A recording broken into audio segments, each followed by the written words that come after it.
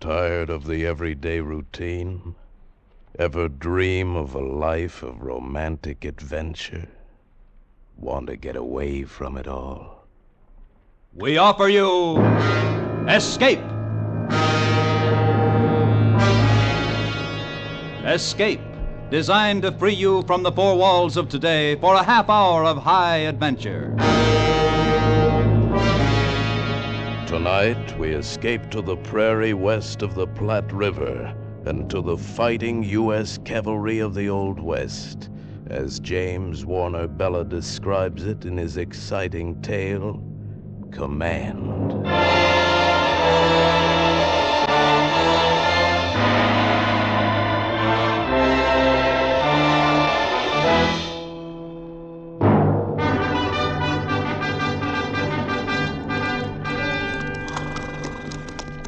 Captain Brittles. Yes, Sergeant? Here comes Lieutenant Cole back with a patrol. Yes, I see him.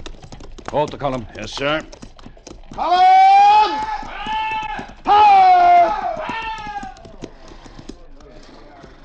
Hand me my field glasses, Sergeant. Here you are, sir. Thank you. Captain Brittles, Well, Mr. Cohill? here's the best body of grass, sir. This slope with a small run below for water. This is the best bivouac for tonight. Mr. Cohill, you see the rise there to the left behind you across the valley? Yes, sir. What are those shapes lying on that slope? A small herd of buffalo. Sleeping, it seems. We didn't go that far. We turned back when we saw them. The wind has shifted a bit. Take a deep breath, Mr. Cohill. Yes, sir. Smell anything? No, sir. Take another deep breath, Mr. Cohill. Get it into your nostrils.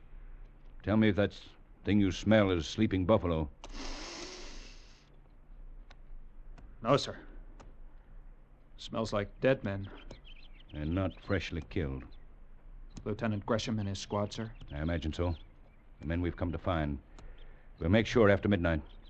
Mr. Cohill, there are several fairly obvious differences between the Great Plains and a classroom at West Point. There you can fail and try again. Here you may not have that chance. There they taught you, I'm sure, that accuracy in observation is a military virtue. I suggest that you cultivate it here. Yes, sir. Sergeant Utterback. Yes, sir. This is the bivouac. Dismount and unsaddle. Night grazing area between the crest of this hill and the creek bottom. Use the picket rope. No individual pins. Yes, sir. Dismount!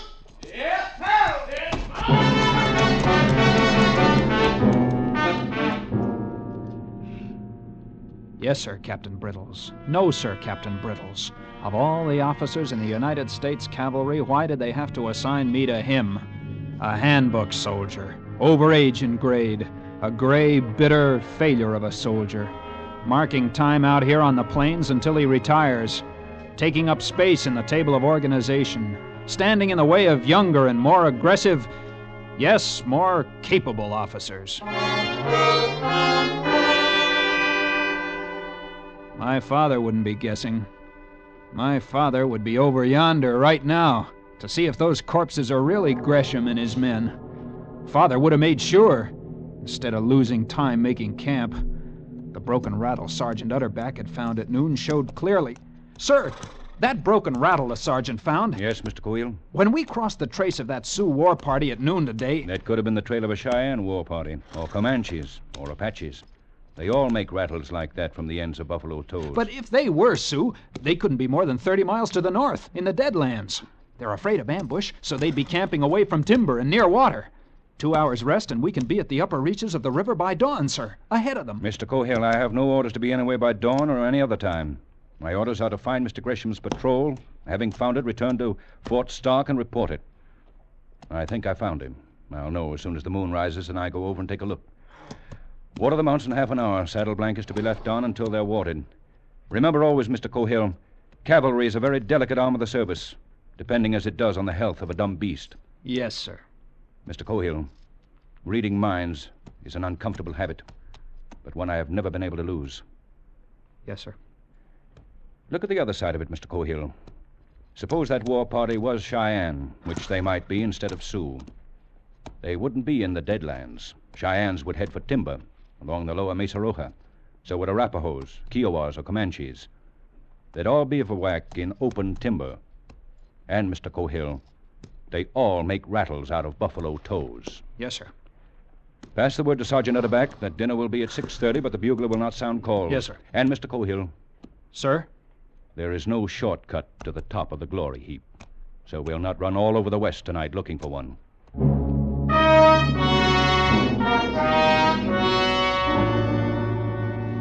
But if death in battle is a soldier's path to glory, Mr. Gresham and his patrol had found a shortcut. Yet what we looked upon that night on yonder slope was not glorious. 10 bodies, stripped naked, pin-cushioned to the prairie with arrows, their feet and their right hands hacked off. They sold their lives dearly. The empty cartridge cases said that. At least they respected them as fighting men. How's that, Sergeant? Every one of them skinned bald-headed so he can cross the shadow waters without trouble. And whoever did it don't want to fight them again. Why? Hands and feet cut off, that's why, to cripple them in case they meet him in the hereafter. Sergeant, Yes, Captain. you still think the Sioux did this? No, sir, not now, sir. Why not? I made the march from Bent's Fort to Santa Fe with Steve Kearney. I know an Apache arrow when I see one, sir. Even 1,000 miles from where they're made. Yes, but that Sioux trail we crossed this morning, that war party could have brushed with an Apache war party and come by Apache arrows that way. I don't think so, sir. This job is 2 days old. It wasn't that Sioux war party. This is Apache work. How do you figure that? Well, mostly because the captain knows it's Apache work, too. Lieutenant Cohill, Sir? take the grave detail. Yes, sir. Sergeant, Yes, sir. we shall move the company out 10 to night. Yes, sir. We will return to Fort Stark to report this massacre as fast as we can. Yes, sir. So he's showing me. Makes his lieutenant first grave digger and confides his plans to the sergeant in exchange for flattery. He's an old woman in blue fatigues. Can't hide his bad temper. And worse, he's a frightened old woman. Instead of striking when he has the advantage, he's going to cut and run. In a stiff action, I'd probably have to shoot him and take over the command.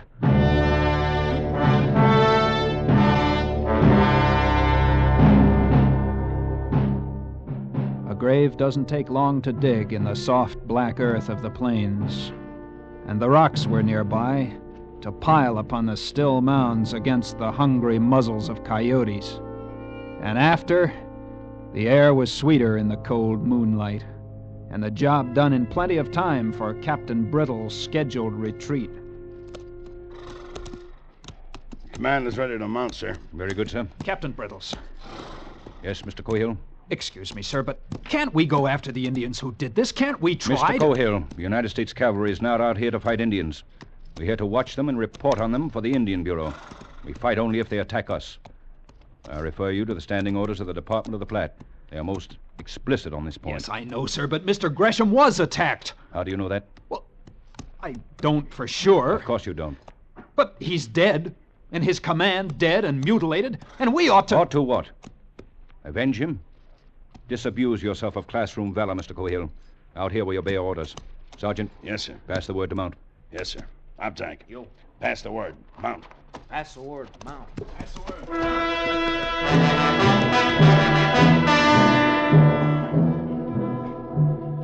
30 miles already today, and who knows how many miles ahead of us tonight. The men are tired, the horses are tired. Cavalry is a delicate arm of the service, Captain Brittles. Hour after hour, as the moon threw our lengthening shadows ahead of us. Hour after hour, walk 30 minutes, trot 5 minutes, dismount and lead 10 minutes, unbidden graze 15 minutes every hour. Hour after hour.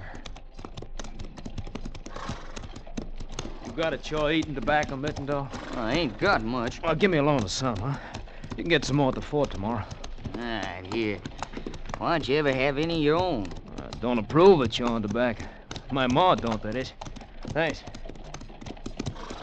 Godfrey mighty, Gettysburg wasn't like this. Well, do tell. No, sir. We rode up to Gettysburg on the steam cars. Hey, Mittendorf. Sarver's back on Cemetery Ridge again. Yeah, pity you didn't stay there. About the only mistake Robert E. Lee ever made, not to leave Sava where he found him. Yeah. Just the same, the Army was the Army in them days. Slept in tents, and you got a furlough, there was girls. Not squaws, girls. Yeah. Well, if you like it so much, why don't you go back where it's girl? 'Cause I was gold-bricked. That's why. Huh? I joined up again 'cause they said there'd be fighting out here. Yeah, fighting. Only fighting I seen west of the Missouris on Saturday nights in the barracks. Yeah, it sure ain't like the old army, I'll tell you that.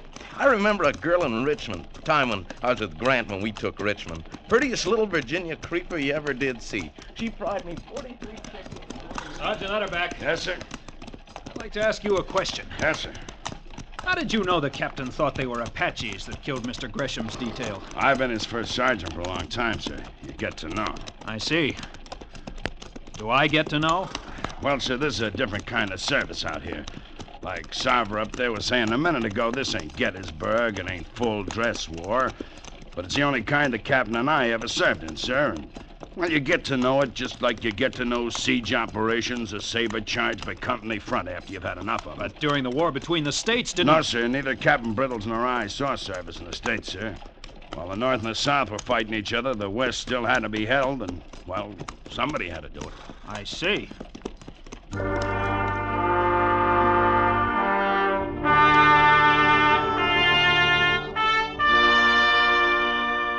Yes, I see a lot now. That would explain Captain Brittle's contempt for what he calls heroics. He's jealous. He never had his chance at glory. And if he had, I'll wager he would have muffed it. In a way, I feel sorry for the old boy. Sitting a sweaty horse on these endless prairies while the great words exploded across the country. Vicksburg, Chancellorsville, Antietam, Appomattox. The policeman on the corner, while history rolled across Georgia to the sea.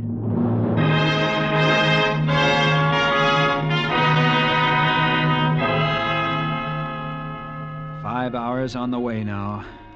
Less than 3 hours till dawn. And we're at the North Fork of the Platte. And a full 25 minutes for watering call. Some of the men lie sleeping where they've dismounted. Others huddle together in the moon shadow of the high bank, quietly talking. There's only one. Then she just left me standing there like a bound boy at a husking. Yeah, what'd you do then? Well, nothing to do except join the army. That little girl in Richmond. Time I was with Grant when we took Richmond. She wasn't at all like that. Not at all. Any of you boys ever had a lobster? Nah, not me. I never even seen one. When I was in the breastworks in front of Vicksburg, I ate a catfish. Didn't like it. I could sure put away a lobster right now. Fresh out of the lobster pot and into the cooking pot. Live? Sure. That's the only way to cook a lobster. Sure wished I was back in Wiscasset. I get you back in the state of Maine and you'll be pining away for buffalo steak. No true word was never spoken. Some people just ain't never satisfied. I ain't never satisfied for a fact. Tell you that. That's how you get someplace in the world, know that? Never be Yeah, satisfied. it sure got you a long way, didn't it? Got me a stripe. Yeah, well, looks like you can plan on getting even further, Sarver. Captain's getting fidgety again. Oh, well, another day, another dollar. All right, men, fall in. Here we go. Prepare to mount, pass the word. Fan him out, pass a word. Mount. Mount.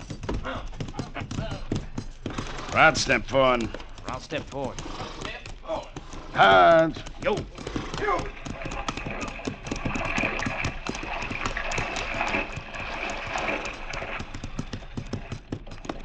He's heading north. How's that, Sergeant? North. Captain's heading north. You're right, Sergeant. Red Mesa should be to our left. Instead, it's dead ahead. That doesn't make any sense. Yes, sir. My father would have done things differently. In the cold, dying moonlight, I could imagine him. Young Major Cohill, riding out of St. Joe to convoy the wagon trains bound west on the Oregon Trail. What a figure he must have been on the old frontier, when the Missouri River itself was the jumping-off place. Killer Cohill, his men had called him. But the wide-roaming Arapahoes had another name for him. Blue Devil with eyes in the back of his head. By this time, Father would have cut those Apaches into coyote meat as they lay sleeping around their smoldering campfire. Mr. Kyle? Mr. Kyle, sir. Yes, Sergeant?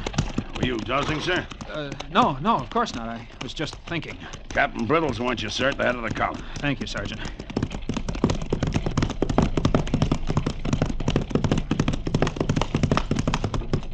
Sergeant Utterback said you wanted me, sir. Yes, Mr. Cohill, I do.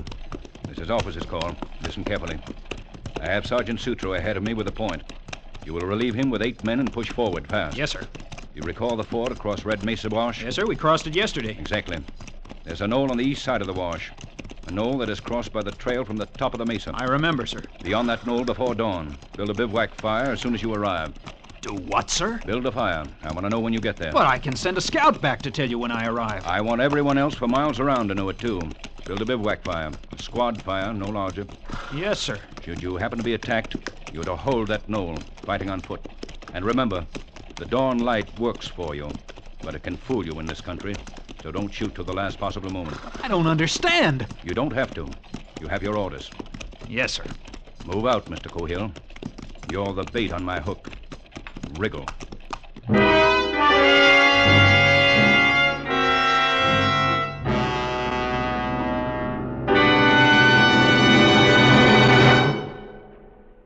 In just a moment, we will return to the second act of Escape. But first, look what's cooking on CBS tomorrow night.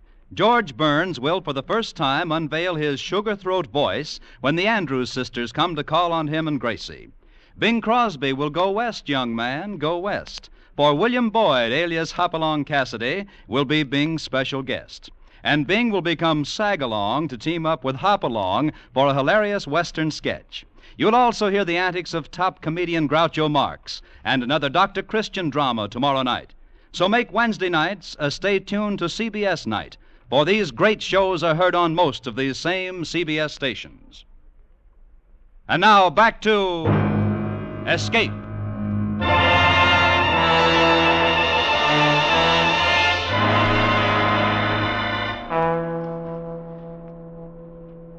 You knew Red Mesa was there only because the stars stopped where it stood. The moon was a honey-colored ladle spilling blackness over the edge of the plains. Then the jagged teeth of the Rockies broke it into ragged potsherds, and it was gone. It was dark, black dark, cold dark. The squad fire sputtered and took and pushed the night back a little.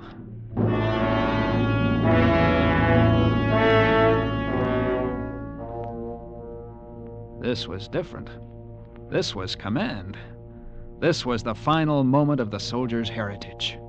To stand ready to fire and be fired upon. To kill and be killed. And it wasn't at all like you expected. It just plumb scared you. Hey, don't stand still, Mittendorf. Keep moving a little all the time.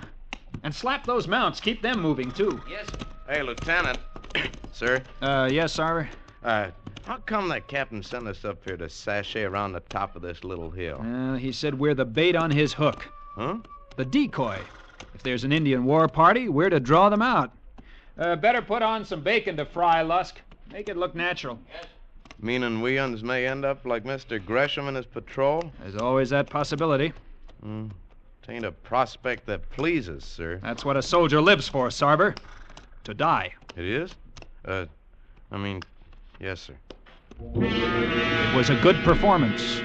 To any watching Sioux or Apache, here was a small white soldier war party. Like the two yesterday's party they had left lying scalpless in the buffalo grass 30 miles up the valley.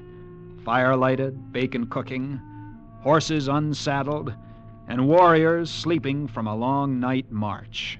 Soft for the killing, only the warriors weren't sleeping. Beyond the yellow carpet of firelight, they lay fanned out behind their saddles, waiting, sorting the night sounds with straining ears, pushing at the soft wall of darkness with widened eyes. Sure wish those dad-burned coyotes didn't sound so much like human beings. Well, you can be sure of one thing. No Indians running around in the middle of the night yelling like a coyote. Yeah, but it sure makes me nervous. Sound like hooty owls back home in Maine. Hey, what's that? Behind you. Don't get in a fret, boys. It's only me. Oh.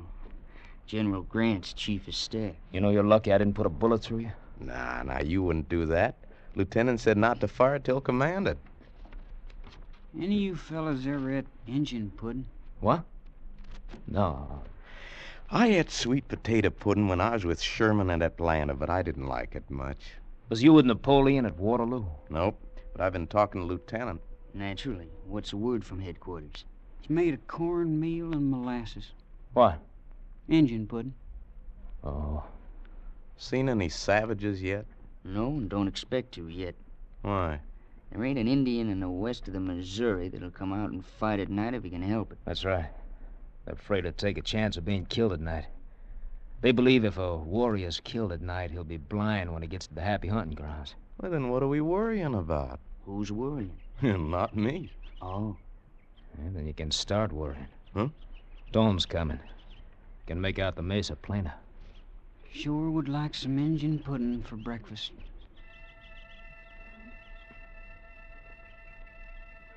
Slowly, the light came. First, you could see the outline of the mesa. Then, down below, the silver of the water in the wash. Then, the shapes of the men. And out across the plain, the feathers of mist in the draws. If it was to come, it would come now.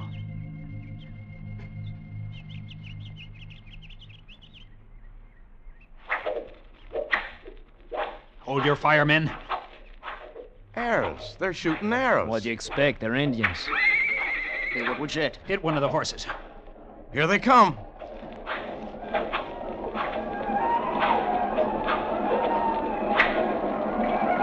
Oh, my leg! Hold your fire. Hold it.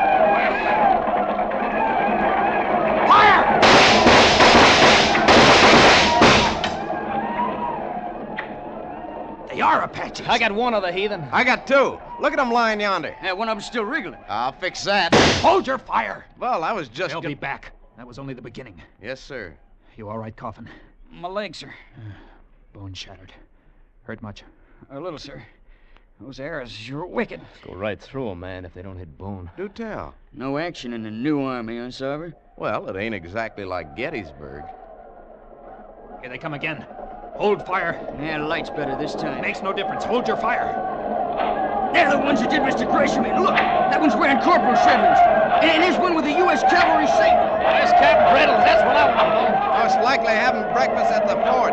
Decoy. We're just... Order fire!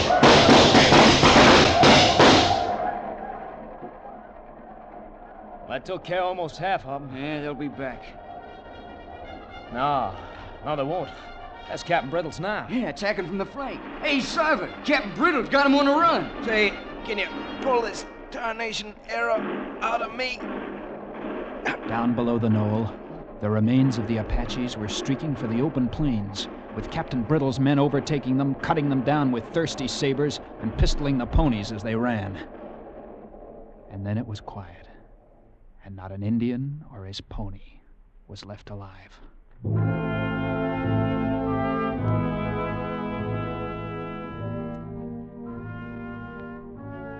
Coffin sat, propped up against a saddle, lighting his pipe, his shattered leg stretched naked and useless before him.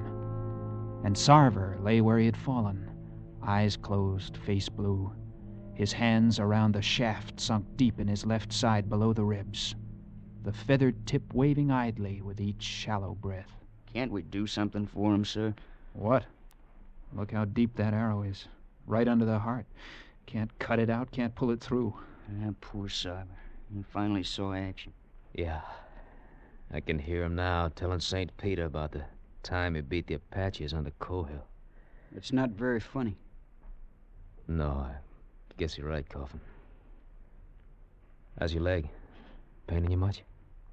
Can't feel anything. Lieutenant, Yes, Coffin? you think they'll send me back home to get this fixed? You think maybe I'll get to see the state of Maine right soon? I hope so, Coffin. Land of Goshen, no. You won't get further than a base hospital at Council Bluffs. Wire you together, slap a plaster on you, and send you right back to fight Indians.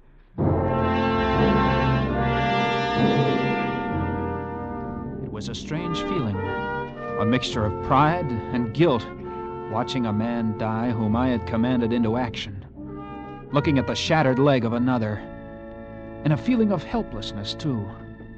For the moment, we could only sit there and wait. Our horses were dead or stampeded by the action. We were alone on our little hilltop in the hot red glare of the rising sun. And then the company rode back in triumph, and I was reporting to Captain Brittles, and it seemed like months instead of hours since I had last looked at his tired gray face. Mr. Cohill, you did that well. You may do in time. Captain, you knew they were Apaches yesterday at sundown, and you knew they were camped on top of the mesa, didn't you, sir? Mr. Cohill, accuracy in observation is a military virtue. Had you pushed forward to that slope yesterday afternoon, you would have found Mr. Gresham, not Sleeping Buffalo. And had your eyes been sharp, you would have found this, between the slope and last night's bivouac. An Apache headband. That's right, and bloodstained. And had you been a plainsman and suspected Apaches, you would have looked at once for smoke at sundown from the highest ground. In this case, Red Mesa. You had me fooled, sir. I even thought... The facts for the record are these. My patrol, temporarily bivouacked at dawn today, came under a sudden enemy attack. Fortunately, it was able to hold until I arrived with the main body. I understand perfectly, sir. I'm familiar with departmental orders which allow defensive actions only and expressly forbid attack. And yet, they are in direct violation of cavalry tactics. The cavalry is extremely weak on the defensive and can only defend well by attacking. I believe that is also taught at West Point. Captain, I'm terribly sorry for Mr. Cohill, never apologize. It is a mark of weakness. There's a captain out here who tried at once to escape an inquiry board. He escaped it, but he will die a captain, in spite of his apology.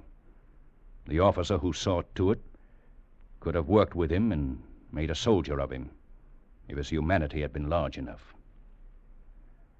Mr. Cohill, I'm going to make a soldier out of you. You may present my respects to General Cohill when next you write your father. Mr. Cohill, take morning stables.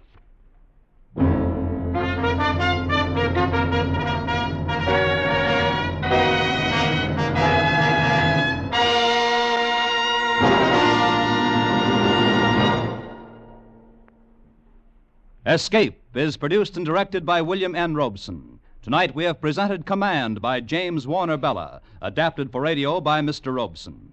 Featured in the cast were Elliott Reed as Lieutenant Cohill, Bill Johnstone as Captain Brittles, and Ted DeCorsia as Sergeant Utterback. Also heard were Sam Edwards, Tony Barrett, Bert Holland, and Paul Frees. Special music was arranged and conducted by Del Castillo.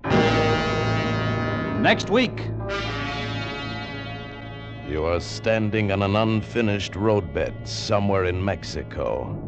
It is night, and a drunken, murderous foreman is forcing you to dig till you drop. The .45 in his hand means that for you, there can be no escape.